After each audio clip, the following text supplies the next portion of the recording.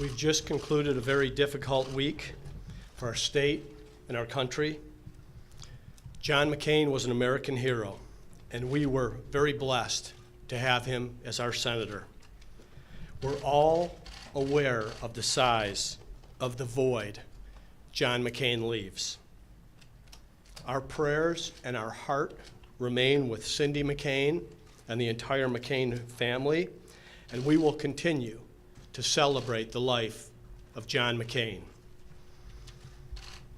I want to start off by saying that we all hoped today would never come, but it has come. I realize what an important decision this is, and that there is no replacing Senator John McCain. But the law requires me to do it, and the people of Arizona deserve representation in the U.S. Senate. It's a decision that I made with careful and thoughtful deliberation.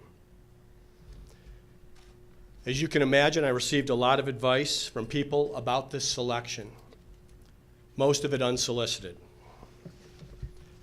However, the best piece of advice that I received was from another governor who said, just do the right thing. Pick the best possible person regardless of politics. It was really good advice and clarifying advice, and it made my job easy. As I contemplated who could best serve our state in the U.S. Senate, I kept coming back to one name and one person, Jon Kyl. There is no one in Arizona with the stature of Senator Jon Kyl. He is a man without comparable peer. With nearly 2 decades experience in the Senate, serving alongside John McCain, Senator Kyl is prepared to hit the ground running.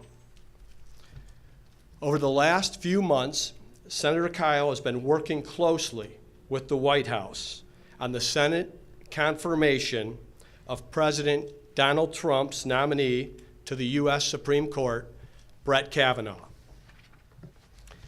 Now, Senator Kyl can cast a vote for Kavanaugh's confirmation. Senator Kyl is a beacon of integrity, highly regarded by people on both sides of the aisle, and able to work across party lines to get results. There's a reason he was considered one of the best senators in the country. It's because he was. He's an expert on the matters facing Arizona: water, land use, and issues facing our Native American communities. I want someone who can enter and lead on those conversations. For those reasons, I've asked Senator Jon Kyl to step forward once again in a spirit of service to aid our state and serve in the seat vacated by Arizona's most beloved adopted son, John McCain. People automatically assume that this appointment will serve through 2020. I haven't been able to get that assurance from Senator Kyl yet. What I have gotten is a commitment to serve Arizona through at least this session of Congress, and it's my hope that he serves longer. There's far too much work before the Senate, work that is important and consequential to our state and our nation, work that demands immediate attention. It's not the time for newcomers, and now is not the time for on-the-job training. Arizona needs someone who can hit the ground running on day one, and that's Jon Kyl. The fact is, every single day that Jon Kyl represents Arizona in the United States Senate is a day when our state is being well served.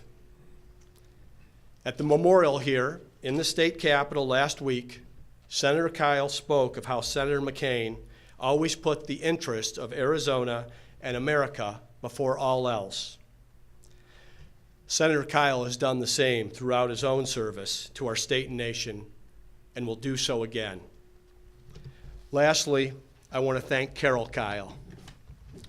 She's been so kind and giving and selfless, and we so sincerely appreciate her. Thank you, Carol. No question, these are difficult circumstances, but we are blessed to have the leadership and statesmanship of John Kyle as we come together and move forward. Thank you.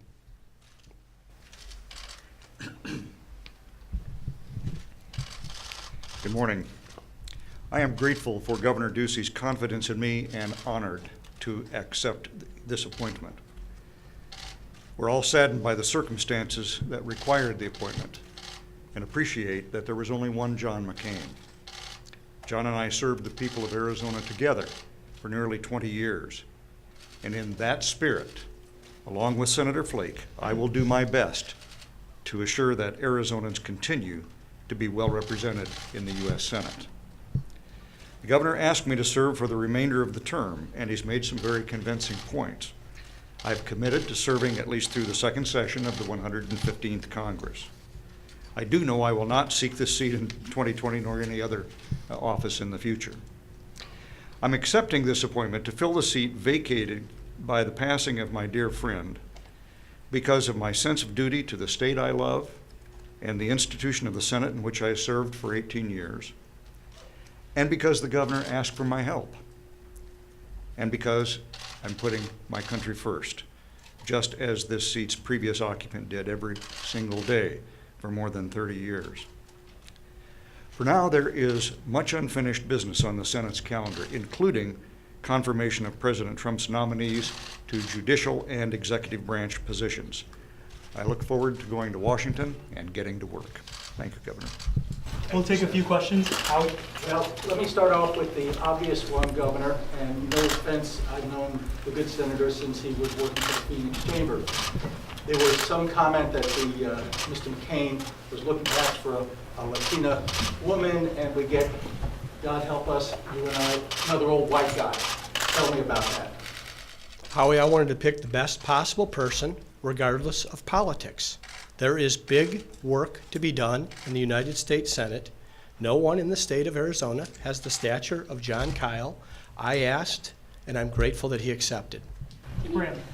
Senator Kyle, please, why couldn't you commit to serve past the end of the year? And does your lobbying work that you've been doing for a few years now, does that in any way impede your ability to serve in the Senate? The answer to the second question is no. And the reason that I did not want to commit beyond the end of this congressional session is because when I left the Senate almost 6 years ago, I had no intention of returning. I needed to be with my family, to come back to Arizona more and to be at their side. So in that spirit, I'm willing to serve certainly through the end of this session, at least, in order to make sure that the business that is currently ongoing is taken care of. But I don't want to make a commitment beyond that.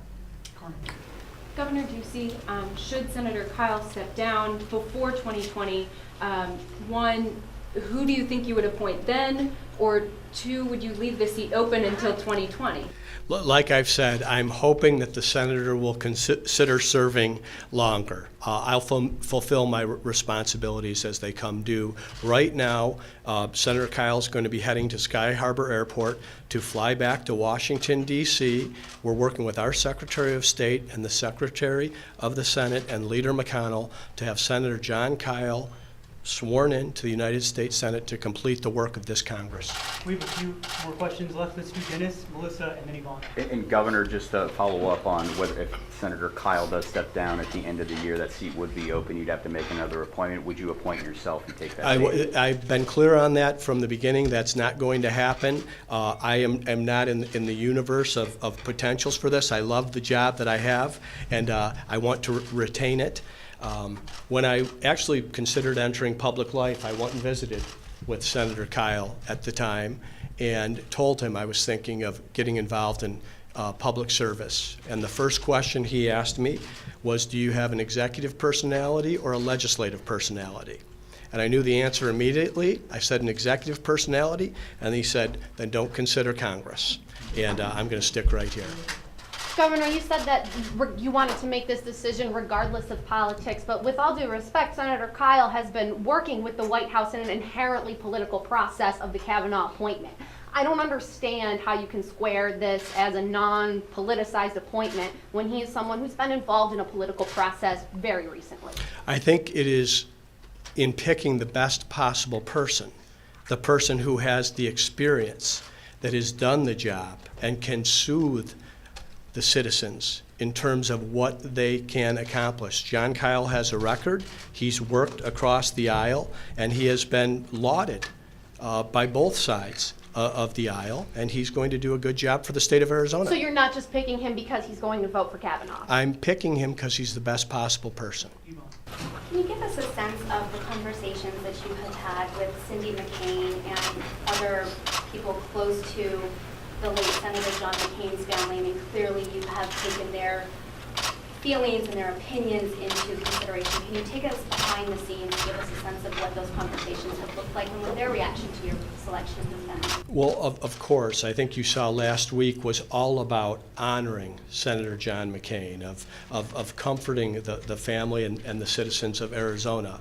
I do want to hold those conversations in confidence, but I want you to know that the conversation that I had with Cindy this morning was incredibly positive, and I would point you to her own social media feed as to her response to this decision. Last question, this. Yeah, Senator, how would you describe your relationship with President Trump? Well, I don't really have a relationship with President Trump. I have only met him on one occasion several months ago. But it is my honor to be helping on the Kavanaugh nomination. I believe in Judge Kavanaugh. And in that capacity, I've been able to support not just Judge Kavanaugh, but the administration, and I think the proper administration of justice. Senator, in the past you've described his style as boorish and him as his own worst enemy. Do you still stand by that? I think sometimes his desire to jump into the middle of a fight or maybe even create a fight, by the way, that reminds me of somebody, but sometimes that can be detrimental to what he's trying to achieve. And that's what I said, and I stand by that comment. I will direct everyone else to the press release that we just issued. Thank you. Thank you.